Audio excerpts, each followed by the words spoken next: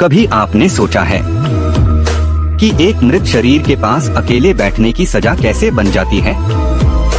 ये कहानी है एक नवयुवक की जिसने पोस्टमार्टम रूम में चौकीदार की नौकरी स्वीकार कर ली और फिर शुरू हुआ उसका सबसे बड़ा डरावना सफर। साल 2024 की गर्मी में दिल्ली का एक बड़ा सरकारी अस्पताल, जहां हर रोज दर्जनों लोग इलाज के लिए आते जाते हैं, पर उसके पीछे एक अजीब सी कहानी भी थी जो कम ही लोग जानते थे। अर्जुन वर्मा उम्र 26 साल एक युवा युवक था जो बेरोजगार था।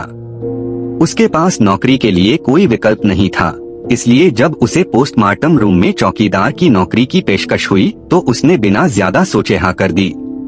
सैलरी अच्छी थी, पर उसके साथ एक अजीब सी शर्त जुड़ी थी, रात के 12 बजे से सुबह 6 बजे तक अकेले पोस्टमार्टम रूम में रहना। अर्जुन को अस्पताल के वरिष्ठ चौकीदार ने चेतावनी दी, ध्यान रखना बेटा, पोस्टमार्टम रूम में रात बिताना कोई खेल नहीं, वहाँ मृत शरीर अकेले नहीं रहते। पर अर्जुन ने इसे सिर्फ व्यावसायिक चेतावनी समझ लिया। अर्जुन का पहला दिन सामान्य रहा। उसने पोस्टमार्टम रूम की सफाई की, उपकरण जांचे और बेंच पर बैठकर खुद को तैयार किया। पर जैसे ही रात का समय करीब आया, वातावरण बदलने लगा। हॉल की दीवारें एक अजीब सी ठंडी हवा से कांपने लगीं।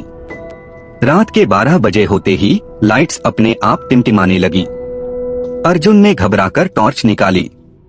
चारों तरफ एक सन्नाटा पसरा था, पर तभी उसकी नजर पोस्टमार्टम टेबल पर पड़े 2 नए शवों पर गई, एक युवक और एक बुजुर्ग महिला। उसने ध्यान से देखा तो महिला के चेहरे पर हल्की मुस्कान नजर आई। अर्जुन का दिल जोर से धड़कने लगा।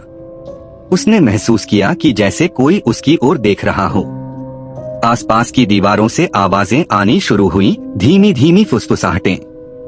आँख जा, अर्जुन ने खुद से कहा, ये बस मेरा मन बहलाने का तरीका है, कुछ नहीं। पर तभी शवों में से बुजुर्ग महिला के हाथ की उंगलियां हल्की सी हिली।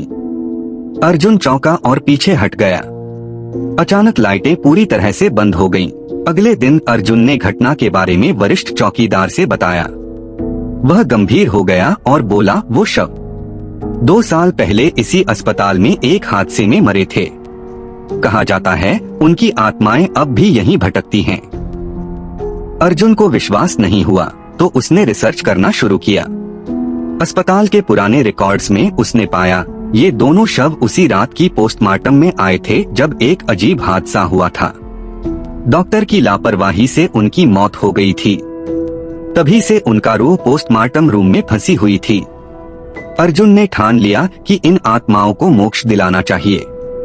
अगली रात अर्जुन पूरी तैयारी के साथ पोस्टमार्टम रूम में बैठा।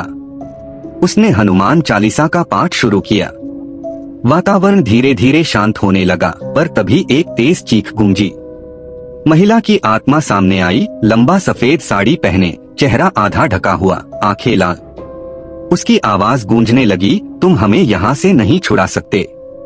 अर्जुन ने शांतिपूर्वक गंगाजल का छिड़काव किया, पर महिला ने उसकी आंखों में घूरते हुए कहा, तुम भी हमारी तरह बन जाओगे। तभी बुजुर्ग महिला की आत्मा ने धीरे धीरे अर्जुन का हाथ पकड़ लिया। अर्जुन की सांस रुकने लगी, पर उसने पूरी ताकत से हनुमान चालीसा पढ़ना जारी रखा। उसकी आवाज और जोरदार होती गई। आखिरकार एक भयंकर धमाका हुआ। महिला की आत्मा धीरे धीरे धुंध में विलीन हो गई। शव स्थिर हो गए।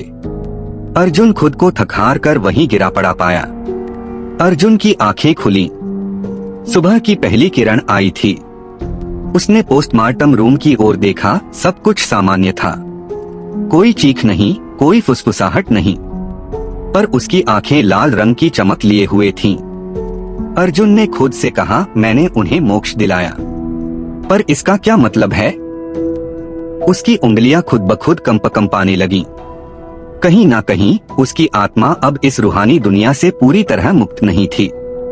अर्जुन ने अपनी नौकरी जारी रखी, पर हर रात पोस्टमार्टम रूम की दीवारों से अब भी फुसफुसाहटें आती थीं, जैसे किसी ने कहा हो, हमेशा याद रखना, ये स्थान सिर्फ मृतकों का नहीं, बल्कि उन जीवितों का भी है जो एक बार यहाँ आए और फिर लौटकर नहीं गए।